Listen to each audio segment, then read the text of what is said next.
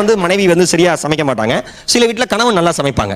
இது வந்து இயற்கையின் கோளாறு, ஒன்றும் செய்ய முடியாது. நம்ம ஒருத்தன் பேசிட்டு இருந்திருக்கான், என் பொண்டாட்டி சமையல சாப்பிட்டு என் நாக்கே செத்து போச்சு அப்படின்னு இருக்கான். அதுக்கு இவன் சொல்லியிருக்கான், இது பரவாயில்ல, என் பொண்டாட்டி சமையல சாப்பிட்டு என் வீட்டு நாயே செத்து போச்சுன்னு இருக்கான்.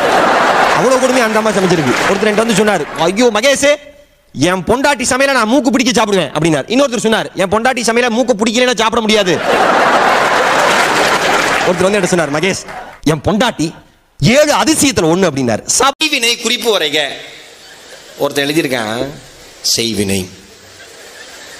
செய்வினை என்பது நமக்கு பிடிக்காத யாரோ ஒருவர் நம் வீடு விளங்காமல் போக வேண்டும் என்று ஒரு மந்திரவாதியை கூட்டிக் கொண்டு வந்து எலுமிச்சம்பழத்தை நம் வீட்டு மேலே வைப்பது. அதுக்கு எக்ஸாம்பிள் எழுதுனா பாருங்க, அதான் அல்டிமேட் உதாரணம்.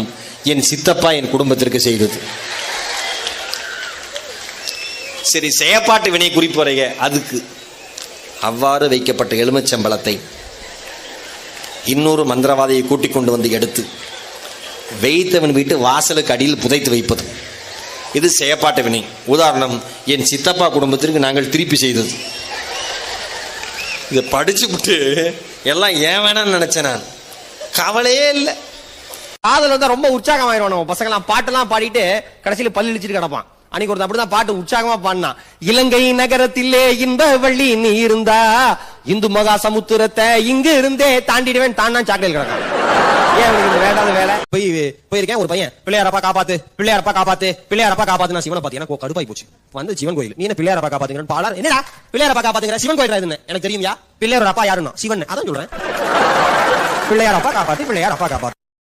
டாக்டர் போய் சொல்லியிருக்கான், டாக்டர் எனக்கு காரண காரியமே இல்லாம கோபம் வருது டாக்டர் அப்படின்னு இருக்கான். டாக்டர் கேட்டிருக்காரு, எப்பப்பெல்லாம் கோபம் வருது? அதை கேட்க நீ யாரும் முட்டா பையல அப்படின்னு.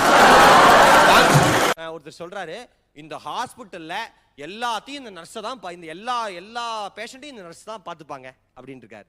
அதுக்கு இவர் சொல்லியிருக்காரு, இன்னொருத்தர் கேட்டவர் சொல்லியிருக்காரு, டாக்டர் என்ன செய்யறாரு? நர்ஸை பார்த்துக்கிறாரு. அன்னைக்கு வேகமா ஒருத்தர் டாக்டர் கையை பிடிச்சி சொல்லியிருக்கான், டாக்டர் நீங்க தான் எனக்கு தெய்வம் அப்படின்னு இருக்கான். டாக்டர் சொல்லியிருக்காரு, கவலைப்படாதீங்க, ஆபரேஷன் முடிஞ்சோம் நீங்களும் தெய்வம் ஆயிருவீங்க, ஒன்றும் உங்களுக்கு பிரச்சனையே இருக்காது அப்படின்னு.